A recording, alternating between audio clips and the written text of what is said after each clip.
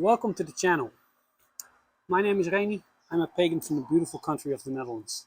And as the title of this video suggests, we are not talking about Norse mythology today. We are talking about the sun, of course.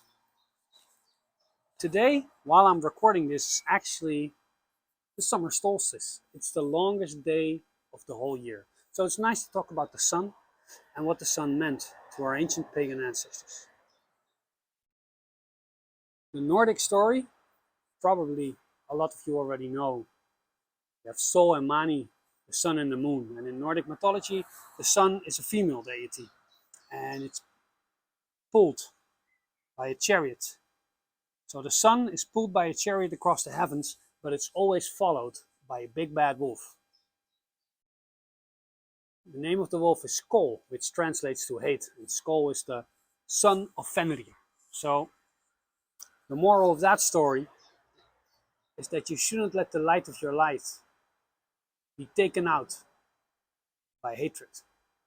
Because if you become bitter, the world will become dark, same as it is without a sun. So there is some symbolism in there, we just covered that, but I want to talk about something else today. I want to talk about this one.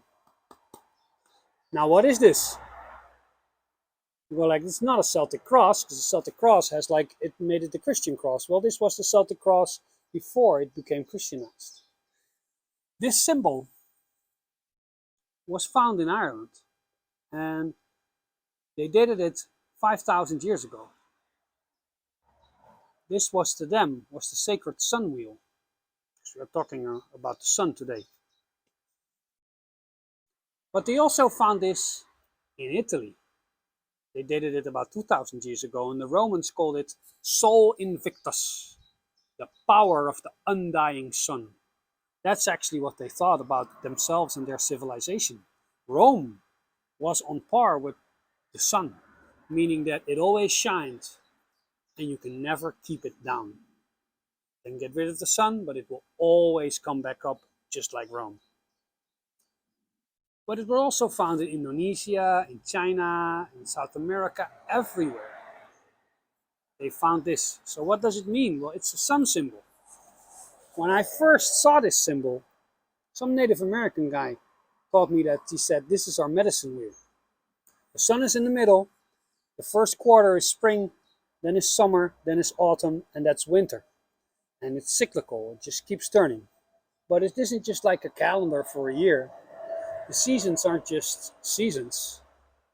Us as persons, our lives also have a beginning, a middle, and goes to an ending. Goes through the same phases. Civilization goes through the same phases. The planet goes through those same phases. These cycles are universal. They are everywhere. Now, a lot of pagan cultures didn't see the sun necessarily as God or as a god, but they saw it as a reflection of divine beauty and blessing. So it was a son of God.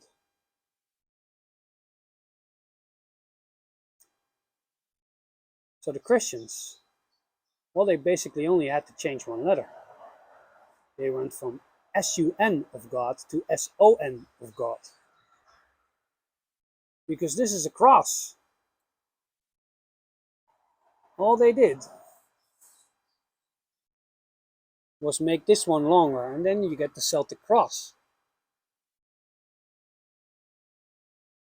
There was a prophecy told to the Native Americans by a medicine man once. He said there will be people coming in boats here from a different culture. And the guys from the tribe asked, will it be good or will it be bad? And the medicine man said, pay attention, they will have a cross. If it's a cross within a circle, it will be good. If it's a cross without a circle, it will be bad. And that's exactly what happened. There are actually a lot of images of Jesus where actually this is behind his head. So he has this halo that is holy, and this is behind his head, which is significant.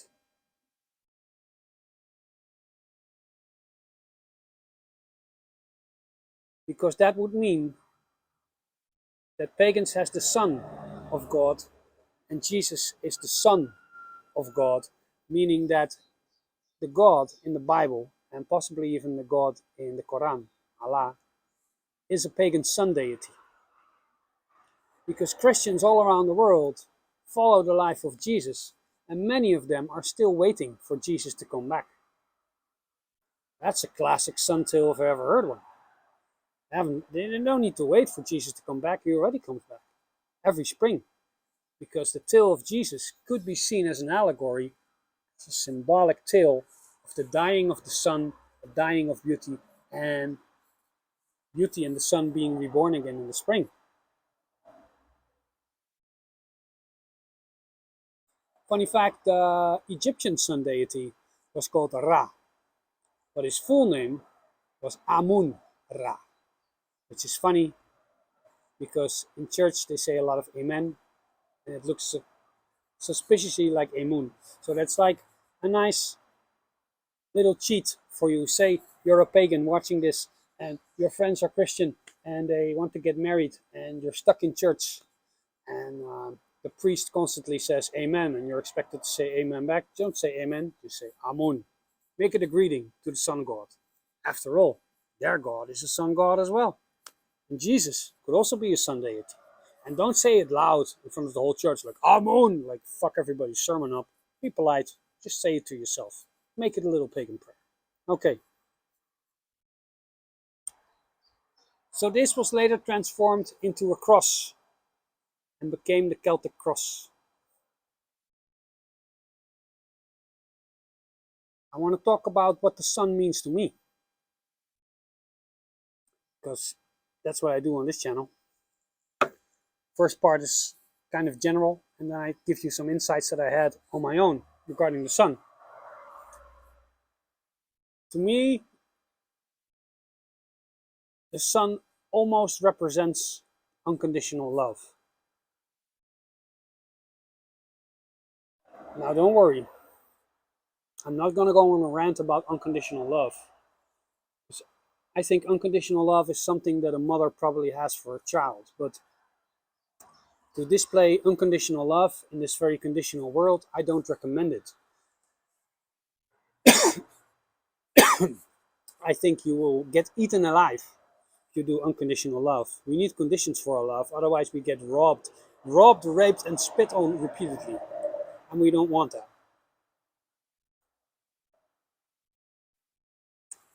It's unconditional love, but it's like parenthood. The sun reminds me of being a parent, because the sun gets up every day, gets up early, and it shines the whole day. It shines the whole day, and it never sends you a cash app. It never sends you a tikkie. It never sends you a Venmo. It never sends you a betaalverzoek. It never says, yo, I've been shining for the last 500 years. How about you give me some money? It never does that. It just shines. It's like parental love. Also because our children look up to us. Literally, because they're small. But also figuratively. And it's also with the sun. I also have to look up to the sun. So the sun is kind of like parental energy for me. And I kind of had an insight with that because at the moment I have 3 children and I don't need to bitch, moan and complain, because I believe that men are here not to bitch and complain, but we are here to build and sustain. But nevertheless, I did a lot of complaining when I first became a father, and it was very difficult for me. Because children take up a lot of time, take up a lot of energy, take up a lot of money. They're basically black holes for time, love, money, and energy. Everything goes in there. So I complained, and it took a couple of years for me to find my way. I have found my way.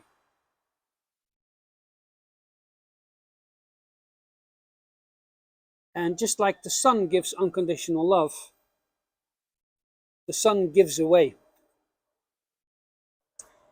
And my insight is the only way that we can live forever if we give part of ourselves away. The sun is this unconditional love, and I don't think you should do like this unconditional love, but unconditional love is like at one end of the spectrum. At the other end of the spectrum, there's just being a dick and being totally selfish, right? There's also that. So if you want to move a bit more to opening up and giving to people instead of closing off, connect with the sun and realize that you too can be immortal. Because what you give away, you get to keep. And what you hold on to will perish when you die. So, in the words of the great Red Hot Chili Peppers, give it away, give it away, give it away, give it away now, give it away, give it away, give it away, give it away now. So, don't go crazy. Don't listen to the news. Don't polarize. Solarize. And I'll see you all next week. Sol Invictus. Long live the undying sun.